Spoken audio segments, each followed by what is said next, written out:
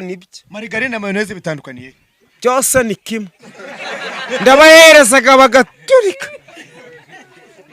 Margarine na breba byo bitandukaniye. Breba, margarine na mayonnaise bitandukaniye. Nico kintu mbaha mu cokezo cyanjye. Margarine ni iki? Kubita sauce tomate. Serisa. Mayonnaise ni iki? Ni inyanya. Ni gitunguru. Ni gitunguru ndabikaranga givuta ryacamutse n'agasenda yondo. Hanyuma breba ni iki? Breba rero ewana ni yanya meze fresh. Anya mayokeje ruzungu bakayijya.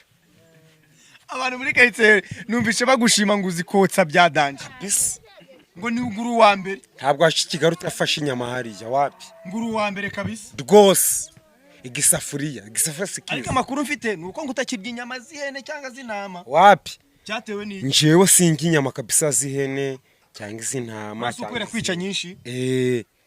Warishe nyinshi. Kuri yafi, kuri yankoko. Urukumva? Niyo nyama numvaga imeze fresh. Niki cyatumye uziva hose? Byagenze gute ngo uzive? Njewe nkiba mu cuma bwa mbere. Impyiko, umutima, umwijima. Nibyo bintu najyaga.